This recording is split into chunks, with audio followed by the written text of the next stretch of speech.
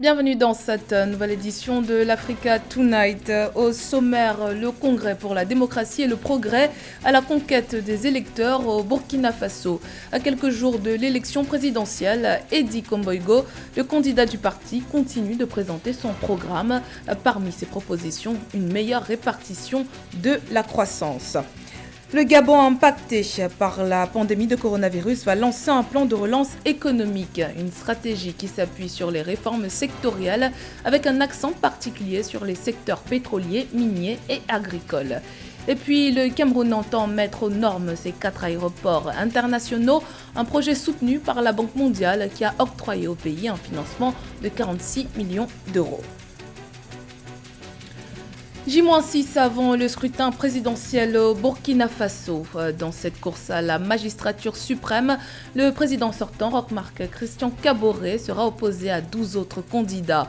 Certains d'entre eux se démarquent, comme le candidat du CDP, Edi Komboigo, qui met les bouchées doubles dans cette dernière ligne droite. Un sujet de la rédaction. En pleine campagne pour leur élection au palais de Kosiam, les partis et candidats en lice ne tarissent pas d'arguments. Les élections couplées de novembre ont donné lieu à des promesses. C'est le cas du candidat du CDP, l'ex-majorité au pouvoir Edi Komboigo, qui promet, s'il est élu, une répartition des richesses avec les pauvres, longtemps mise à l'écart du système de gouvernance actuel, selon ses propos. Est-ce que les Européens sont là?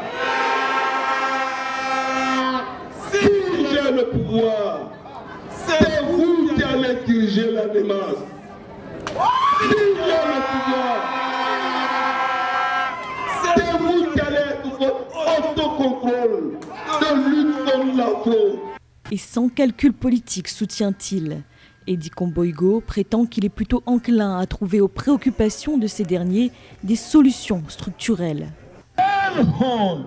Quelle honte! Quelle honte! Le Burkina Faso mérite mieux. Le Burkina Faso mérite des dirigeants mieux. Qu'ils m'entendent ce soir. Depuis la terre de Comoé, le CDP n'acceptera plus ça. De tous les candidats, cette campagne électorale marque un certain consensus autour de la prise en compte des attentes réelles des populations burkinabées les plus démunies. Tous sont conscients du pouvoir décisionnel de ces derniers à faire basculer le vote. Le prix du passeport biométrique revu à la baisse en République démocratique du Congo. Le prix du document officiel a été fixé à $99 par le ministère des Affaires étrangères conjointement avec celui des Finances. Jusqu'ici, il fallait débourser plus du double de cette somme pour obtenir le précieux sésame. Si cette nouvelle a été bien accueillie par l'opinion congolaise, le public s'interroge toujours sur les contrats publics de délivrance des passeports.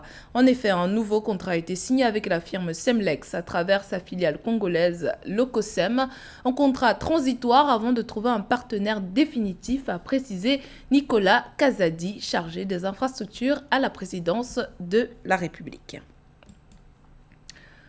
Au Gabon, l'État annonce la mise en place d'une stratégie de relance économique. Avec des réformes dans les filières du bois, des hydrocarbures, de l'agriculture et des mines, les autorités comptent atteindre cet objectif. Plus de précisions avec Marine Tolo. Le gouvernement gabonais annonce la mise en place d'une stratégie de relance économique dans l'optique de redynamiser l'économie gabonaise en baisse depuis la venue de la pandémie de la Covid-19.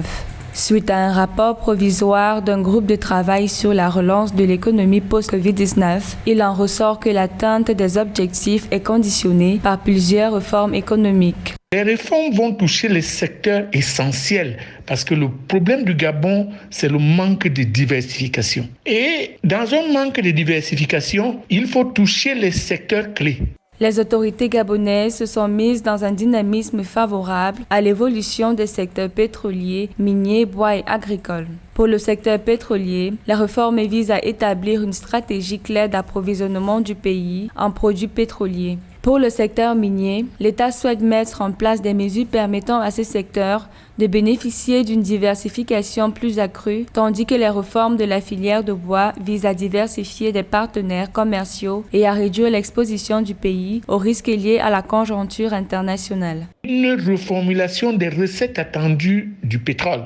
Ensuite, le secteur minier. Il faut continuer à le rendre attractif, mais il faut éviter de lui donner le poids qu'il a actuellement sur les recettes du pays en mettant plutôt l'accent sur la diversification de l'économie dans le volet développement agricole. Le Gabon, qui a des terres arables à profusion, doit reformuler son économie de manière à attendre plutôt des recettes agricoles pour développer son économie et pour augmenter sa résilience face à une crise comme celle du Covid-19. Selon un rapport, les efforts consentis par le gouvernement gabonais pour booster l'économie entre 2017 et 2019 ont permis à l'économie de rebondir de 3,4% en 2019. Des efforts qui ont été affectés par la pandémie de la Covid-19. Le Cameroun va bénéficier d'un financement de 46 millions d'euros de la Banque mondiale. Des fonds qui visent à soutenir le pays dans la mise aux normes de ses 4 aéroports internationaux. Des travaux ont d'ailleurs déjà débuté dans le cadre de ce projet. Les détails avec Marine Tolo. Dans le cadre du projet de développement du secteur du transport, le Cameroun s'est lancé dans la construction de plusieurs infrastructures au sein de ses 4 aéroports internationaux. Pour mener à bien ces activités, un investissement de 46 millions d'euros a été approuvé par la Banque mondiale. Le transport aérien africain, comme le transport aérien camerounais, représente un très très grand marché en termes de recettes pour l'État et en termes de rentrée économique pour le pays. Juste à titre d'exemple, dans le dernier rapport de stratégie nationale, de stratégie du secteur aérien de l'Afrique, on parle de 1800 milliards de dollars qui sont en jeu dans ce marché, rien que pour l'Afrique, pour l'année 2019. On parle de 4 millions d'emplois directs et 24 millions d'emplois indirects. Et dans un secteur qui rapporte excessivement des devises et des recettes aux États et stimule les économies, améliore le commerce et rentabilise les relations et l'intégration entre les pays. La Cameroun Civil Aviation Authority, chargée de ces projets, a bitumé une route de 15 km autour de l'aéroport de Yaoundé-Simalène, dont l'inauguration est annoncée pour le mois de décembre 2020. Autres travaux en cours, des centres directeurs des opérations d'urgence dans les aéroports de Yaoundé, Garoua et Maroua. L'acquisition des équipements d'inspection permet au Cameroun d'accueillir des avions de toutes les gammes et d'être capable de donner du service à tout type d'avion et tout type de compagnie aérienne et attirer des vols venant de tous les pays et bien sûr augmenter les recettes aéroportuaires du fait des services qui sont diversifiés dans nos aéroports. De l'avis de certains experts, ces différents travaux, dont la date de livraison est annoncée pour 2022, permettront au Cameroun de renforcer son secteur aérien et d'avoir une aviation sécurisée pour une meilleure gestion des vols dans le pays. La Tunisie reprend ses échanges avec la Libye. Fermé depuis la mi-mars en raison de la pandémie de coronavirus, le poste frontière entre les deux pays est à présent ouvert. L'ouverture des frontières est assortie d'un protocole sanitaire strict. Cette mesure devrait permettre aux deux pays d'insuffler une nouvelle dynamique à leurs économies respectives affectées par la crise de la Covid-19. Amen. La Tunisie rouvre désormais sa frontière avec la Libye. Au bout du gouffre, en raison des sévères répercussions de la crise sanitaire du Covid-19 sur l'économie, les autorités tunisiennes autorisent désormais les vols et les échanges commerciaux entre les deux pays, l'économie du sud tunisien étant désormais liée au commerce avec la Libye voisine. Ça va permettre de relancer les échanges de biens, les échanges commerciaux entre les deux pays. De là à dire qu'il y a une interdépendance entre ces pays, bien sûr qu'entre deux pays frontaliers, il y a certaines interdépendances, notamment au niveau économique économique et au niveau humain, mais je pense que ça va juste être une chose bénéfique pour les deux pays et ça va les permettre de relancer leur activité et leur échange dans une période qui est assez difficile pour les deux pays en période de Covid.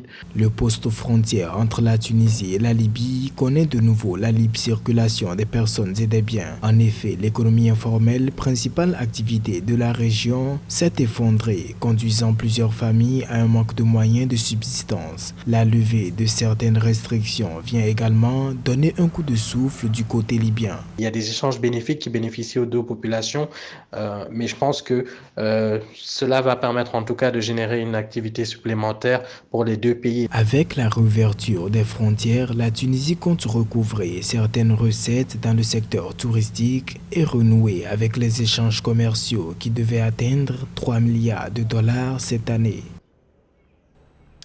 Dans l'actualité également, l'Algérie adopte de nouvelles mesures de restriction pour faire face à la seconde vague de coronavirus qui sévit dans le pays. Le couvre-feu qui est imposé de 20h à 5h sur une partie du territoire a été étendu à 32 wilayas sur 48.